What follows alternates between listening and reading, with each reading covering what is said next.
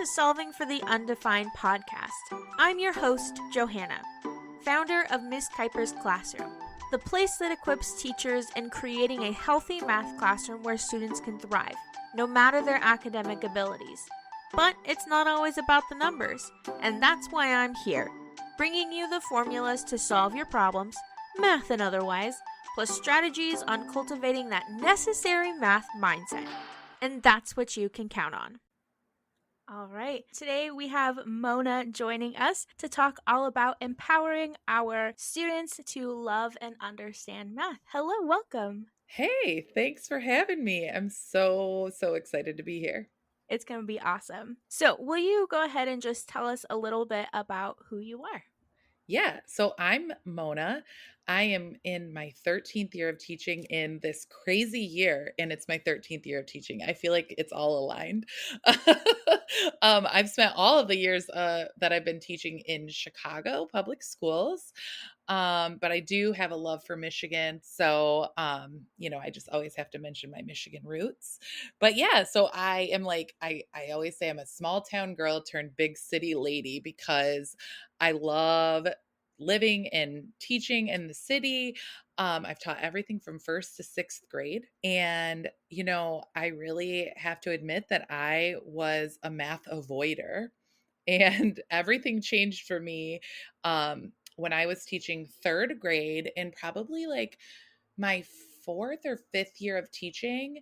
And I remember the moment that it dawned on me that multiplication, like the symbol multiplication means groups of, and I honestly had no idea until that moment. It's like that internet meme, like I'm this years old and I learned this. Like that's what happened. And like I had these aha moments in math along with my third grade students that year. And I realized, like, oh, I actually really like math. So I am now on a mission to like help teachers have that moment of like, you didn't go into teaching to be a math teacher, but as elementary school teachers, we're math teachers, whether we like it or not. Mm-hmm. And we don't have to like avoid it and hate it. So yeah, that's what I'm up to. In addition, to fighting the good teacher fight every day and being a Yes. mom and all those things. And just trying to get to the summer break, right? Oh yeah, I feel you. I have 4 weeks left and then it's summer and I'm so excited. Oh my gosh. But like 4 weeks at the end of May feels like 4 months, right? Yes, absolutely. I remember similarly, normally between Thanksgiving break and Christmas, it's 3 weeks. And I remember last year, I think it was 4 weeks. And it was the longest 4 weeks ever. Seriously. Ugh. So, yeah, 4 weeks can feel like literally forever. Yes, definitely. I loved how you talked about the aha moment you had with multiplication and seeing that it was like groups of. What in your experience, personal experience, kind of led you to be a math avoider? Mhm. Yeah, that's like actually such a big part of what I believe teachers have to do is like dig into their own math story, right? Like part of who we are, and at the time I was a math avoider, right? That was my math identity, even though I didn't even know what that was or if that was a thing. But it was really just like I was always good at reading and social studies, and I like, learning about history was my thing. My mom tells the story like I came home from kindergarten, like set up my dolls and like started practicing my read alouds from like the first day of kindergarten. So like I'm a teacher because I want to be a reading teacher, right? And so I just feel like that's always been my thing, and I think I was a big part of that stereotype about how like, well, girls are like the readers and the writers, they're gifted in that, and like, boys are better at math and science. I feel like that was just kind of part of how like I identified, I guess. And um I just took the bare minimum. I remember I could have been on like, I don't know, some other kind of track in high school math. And then I remember this moment with my counselor, and she was like, "You can take these advanced math classes, or you can take like this math class where you learn how to do your taxes and balance a checkbook." And I was like, "Yeah, that one." And it just was like part of I believed that I couldn't do advanced math and that that wasn't what I needed to do to be successful. And I want to make sure that that's not like I don't want anybody else, any other kid or any other teacher to just be like kind of funneled that way, right? Like and not because anybody like said to me that, but that's just what happened. Yeah. I definitely agree with you on the fact that I feel like our culture kind of deviates women into one section of like the academic world and like males into the other kind of set. And I actually think that class that you took about like balancing a checkbook and like taxes and stuff would be a super important class for everyone to take and not as a replacement for advanced mathematics. Right? Like we almost are doing ourselves well, I there's lots of other teachers I feel like, especially high school teachers that are so passionate about like math not being the gatekeeper for kids, right? And keeping them out of certain opportunities in colleges. And like, I kind of knew like math isn't going to keep me from going to college. I'm going to just take the little amount that I need to. And you're right. Like I learned way more. I honestly remember way more from that class than I do the geometry class where I remember we made like putt golf like graphs. You Uh-huh. know what I'm talking Yep, about? I know what you're talking about. And like that's all I remember from geometry. And geometry is really cool and fascinating, but I could not tell you anything I learned. But I could probably tell you like 4 or 5 or 6 things I learned. And let's just be real. I was in high school a long time ago. So you're right. Like when we make math real world and matter to kids, right? Where they can see themselves in the math, it matters more. It sticks. And I feel like as teachers, we're always trying to figure out like, how can we make sure that my kids remember this stuff? Right. Like I hear that from teachers all the time of like, I'm teaching the curriculum and then the next unit, it's like they forgot everything that we did the unit before. And I think you totally highlighted that of like, yeah, we got to make it like real world and relevant to our kids' lives. Exactly. And I think that ties into what you do with like your business and what you do. I know with your students, I watch all your Instagram stories. Uh, but tying in and making math matter so Mhm. that way students are more receptive to learning it and to remembering it in the long run because retention is what we want. We don't want to just teach them for the sake of teaching it. We want to teach them for the sake of them learning it, retaining it, and being able to apply it. And I think sometimes we, as teachers, just do it to do it. And so I appreciate that you are in this path of helping change the culture around math to make it more meaningful and matter to students. So I had a question. You talked earlier about reading identity and then a math identity. Will you expand on what you mean by that? Yeah. So I don't know like if people know what I'm talking about when I say that. And maybe I'm like maybe I'm making this up. I'm not sure. I should do some more research to see if other folks are talking about this.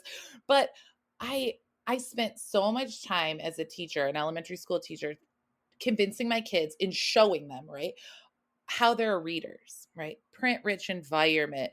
Even my language that I use, like readers do this and writers do that. And we have a relationship with our books and all of these things that we did in reading and writing.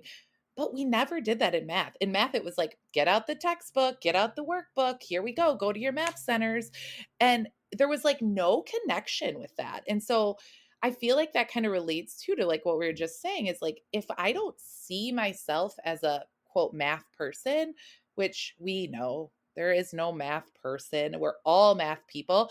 And that like if we don't see ourselves and understand our own math identity, then we aren't going to see the relevance of math in our lives. Mm-hmm. And so this idea that like we have to help kids identify what it is in their identity that is math, right? And so I think that part of that is reflecting on the experiences we've had in math leading up to this moment and knowing that our math story or our math autobiography or whatever you want to call it is ongoing. We're still writing our math story, but we have to address the people, the events, the things that have happened to us in math that have led to this moment. And I think we have to do that as teachers first, right? Like you asked me Yes. that because you know that matters. Mm-hmm. And we bring that baggage, whether we like it or not, into the classroom as teachers. And so then once we know our own math story and we can identify as teachers our own math identity, how we see ourselves in the math world, then we can lead our students down that path. And that's powerful, right? We are not going to just have our kids leave our math classes like knowing a few more standards, but we have to have our kids leave our math class knowing that they are mathematicians, giving them experiences in our math class where they've seen people who look like them, who look like their friends, or who look like people they've never interacted with as mathematicians. So, a part of my mission is this idea of empowering students to love and deeply understand math. But we have to empower our students to say, I can be a mathematician, Mm-hmm. right? Here's my dog is with us too. That's Millie. So cute. She's like, yeah, girl, preach. Exactly.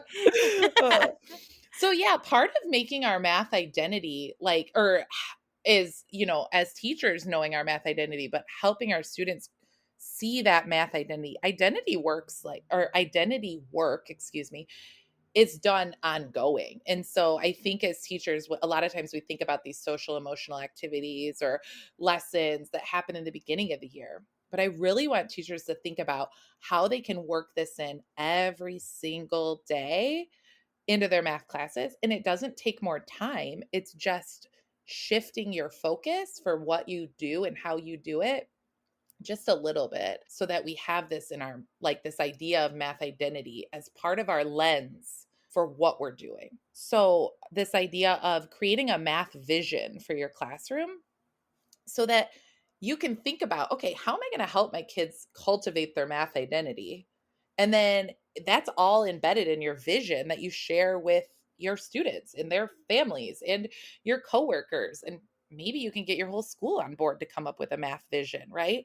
That would And be awesome. right? Like, let's write math visions. What do you envision your classroom to be? And how do you want your students to walk out of your classroom? Like, get that on paper, friends. And then put it in your plan book and put it on the wall in front of your computer.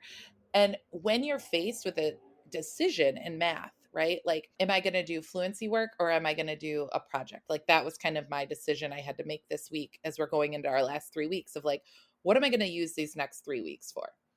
And I had to say, like, okay, let's go back to my math vision. Like, what matters to me in my math class? And that vision helps me make a decision on, like, you know what? We've done fluency all year. I really want my students to do this project where they're going to chase their passion and they're going to say, okay, video games are my passion. Where's the math in video games?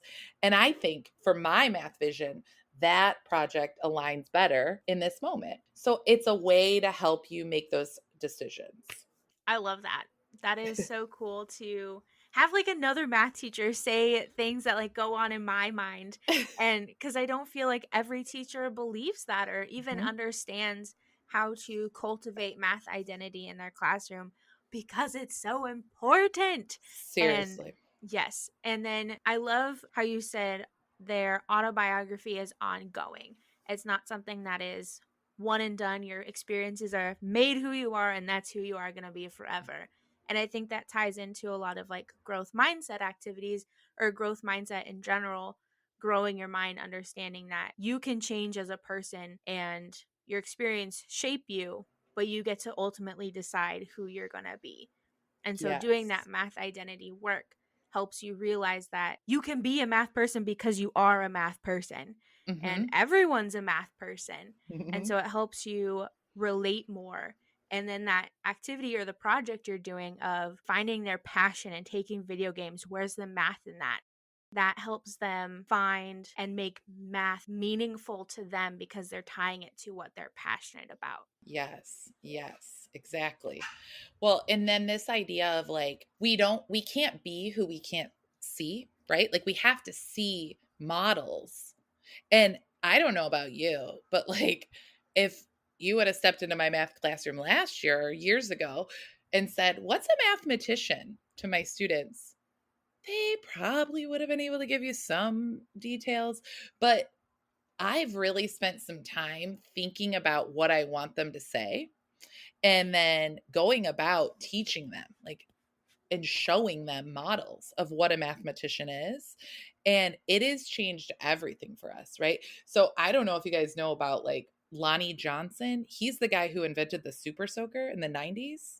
That's so cool. Yeah, just an African American man, inventor, mathematician. Like, my kids know about him. And so they can talk to you about how math played a part in developing a water gun, right? And so it's not something that took us a long time, and I'm not having them read like biographies and do like long projects, but it's just these little things I'm working in there because I want them to see all the different ways that math plays a part in people's lives. And so there's that, but then also this project is important to us because we've been spending the whole year identifying different ways people in our lives use math.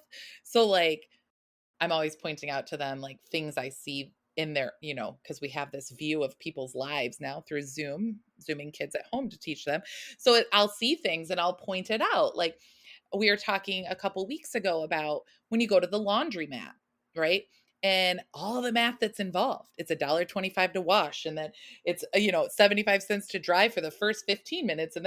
And so all of that math that's involved that a lot of our parents can just do in their head, right? They have to estimate to then figure out how many quarters they need. So it's so important that kids see these people like Lonnie Johnson or John Urschel, who quit the NFL, retired from the NFL to become a mathematician. It's important they see those people, but it's also important that they see their family members as mathematicians. I love that. Seeing their family as mathematicians. That's cool. And I think growing up for me, like a misconception that I always had is like mathematicians were the old white people who like discovered math way back when, like Pythagoras or Sierpinski or all those different people. And it doesn't occur to some people, especially like in their younger years, that mathematicians are like current people now too. And they're not Right. all just like old white dudes.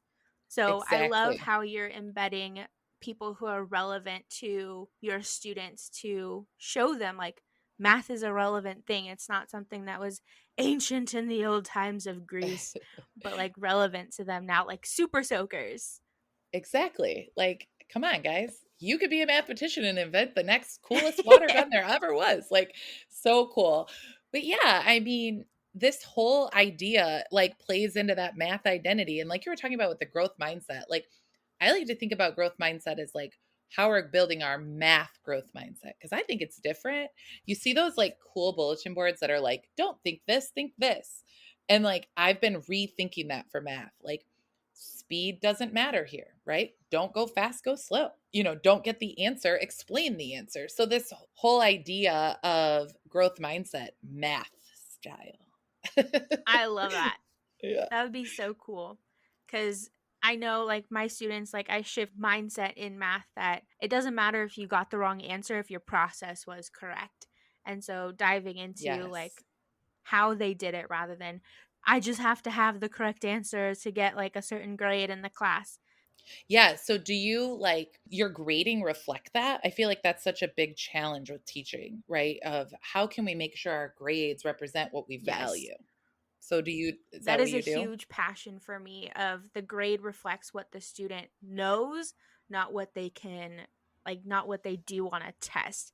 So if a student can Hmm. understand the process and there's just like a few mathematical errors, that's an A. We go by 4 3 2 1, but in most other people it's a four or an A. So if they can do the process, they show that they can understand the process, they're fine. And a lot of people have like test anxiety, so if they can explain the process to me and I know that they know it, that's still an A in my book. They don't have to do it in a test because I know test anxiety can be debilitate. Is that the word? Debilitate? Maybe. It sounds Sounds good. good. Yeah. Debilitate people from showing what they actually know when in fact they do know it. So, yes, grades reflect Right. what students know. And I think like that is also such a big part of like making math accessible, right? Because like you said, like kids come in with, we know they have test anxiety, but kids also have like that math anxiety. The wall is Mm-hmm. already built. And so you could talk to them all day about growth mindset and, oh, you're a mathematician and you have a math identity. But they're like, yeah, but at the end of the day, you're still going to fail me because I can't get the right answer or I'm going to bomb every test. So I love that. Like, yeah, when our grades like reflect what we value, then kids start to believe us, right? And so it's like, yeah, I just want you to really think deeply and be able to talk about your math thinking. And if I can give you credit for doing that, and that shows up in your report card, then heck yeah, you're going to trust me and you're going to be willing to take the risk to talk about your math thinking the next time or share your ideas, whether they're right or wrong. I feel like those are huge hurdles, Yes. right? In math class. And so I love that you're doing things to make your grading Thank reflect you. that. I think, yeah, girl, go. I could talk about assessments and like assessing students all day. I feel like it's another one of those things where people have so many misconceptions on what it actually is versus what it should be. Yep. So, how would you suggest a person who is in their classroom, they're teaching, and they want to kind of step in the right direction of helping their students find their math identity? What first step or first couple of steps would you suggest for them? Love it.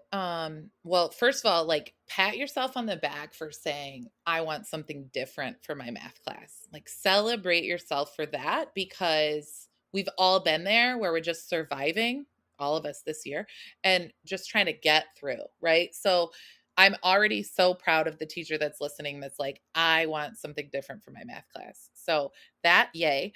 And then second, I would say like think about your math story, right? Like you can't lead your students into believing that they are mathematicians or identifying their math identity until you consider your own and where you've come and what experiences you've had. So do that work first, which is not necessarily what you think is going to make the biggest difference, right? I feel like as teachers, we always want like the make and take, like, okay, give me the thing I could do Mm-hmm. tomorrow. But I really think that if you lay this like solid foundation with yourself and you truly believe it, like that you personally are a mathematician, even if whatever, or that teacher ridiculed you at the board in fourth grade, or you never ever advanced more than 2 seats in around the world. That was me. Like I could not learn my math facts fast enough. Um, but like even if those things happen to you, like you are still a math person and we can't help our kids know that until we know that ourselves. So do some reflecting on your math story and then the third thing I would say is like think about what it is your vision for your math class is. Like what do you want your students to walk out of your class at the end of the year thinking, feeling and knowing about themselves as math? And I'm not talking about content. I'm talking about like all that good stuff they're going to take with them, their confidence, their mindset, all of their relationship, right, with their peers and how they talk about math and how they how they approach problems, the risk taking that they're willing to do. What is it you want for your math class? And then also think about if that's your end goal, what do you want your day to day class to be? And then, of course, and I'll just say the fourth thing, after you have that vision, then you can start building out your structures, right? What routines and procedures you're going to use, what instructional practices you're going to use. But I think we have to lay that foundation first before we can build the structures. Yeah, That's so cool. that's And I it. love that, like, I think we have to have the end goal in mind. Like you said, like, what do we want our students to walk away feeling, knowing about themselves and not just content, just like you said. And then hmm we can go into now, what do I want my everyday in my classroom to look like? And what do I want my students to walk away with every day, knowing and feeling about themselves? And that's how you Yes, create a yes. math culture in your classroom and how you can be part of the shift in our society where we can have math identities that are positive and help change everyone's view of math. Yes, like what if our students, when they're like old ladies like me, no, I'm just kidding. I mean, uh, no, but like, what if we like eradicated this idea that math is a person or that there is like not like this, like these negative feelings about math? Like, we can change that. we can do it. So like, I love that. Like, let's make it so we don't have to have these Mm-hmm. conversations anymore. I love that. That would be so cool. I'm excited to see the day, and hopefully sooner rather than later, where that is true 100% of the time. Yeah. And like, if you're listening to this and like, you're like, yeah, I want to do that. What you should do is share this podcast with your friend that teaches the grade below yours, Ooh, so that when you get their students, they already have been doing this work. And then maybe the grade below that, that is a fabulous because idea. because I mean, make the shift in your classroom first, but then friends, spread the word to the people at your school, because it'll make your job I easier. love that. There's your make and take right there. Yeah, right there you go. Oh, that is Uh, so cool. Thank you so much for sharing all of your wisdom when it comes to empowering your students to love and understand math. Will you share with us where people can find you on social media so they can follow you and learn more about creating math identities? yeah. So I am on Instagram and Twitter as Local Learners and Co. So the idea behind the name is just what we've been talking about here, right? Like, you got to have that local community of your learners. So get that in your brain and let that stick. But find me on Instagram and Twitter, Local Learners and Co. And I have a Facebook group if you're like, you want to be in, a group of like-minded educators. I'm always sharing things in there, doing live trainings. Join us there. It's called the Math Teacher Collaborative. You can just search in Facebook groups and it'll pop up. I'll have Or you a can send link me to a it DM. in the show notes too. Even better. Thank you. Yeah, of course. I can't wait to talk to people like on social media about this. I think that's been like the coolest thing about joining kind of that teachergram space, is like all the new friends. So Yes. make sure you come and interact. I'd love to chat. Yes. And then Mona's also going to be at the Reignite the Math Classroom with me, Yeah. which the doors open, or the early bird waitlist starts June 6th. Yeah, So, so soon. yeah, I know it's going to be exciting. And that group of educators is like, I've already learned so much and we haven't even really done like anything yet. I So know. yeah, there you're not going to go to a bad session. No, definitely not. All right. And then lastly, to send us on our way, what is your favorite math related joke or pun? Okay, so I had a baby in the pandemic. My second baby, Ida Pearl, was born May 29th. So today's the 24th. So in 5 days, she's going to be a year old. And my brain is like, what? But I always like to say she's a cute baby, because math teacher jokes, a cute. That's so good. I'm all about those triangle jokes. That's right. That's right. Gotta any angle you can to like put your kid in. Oh. So good. Awesome. Thank you so much for being with us here today. And definitely make sure that you check out Mona at Local Learners and Co. Awesome. Yeah, thanks for Thank you. having me. Of course. Thank you so much for tuning into today's episode. To find all the links and resources to things talked about in this episode, head on over to MissKuipersClassroom.com and click on podcast.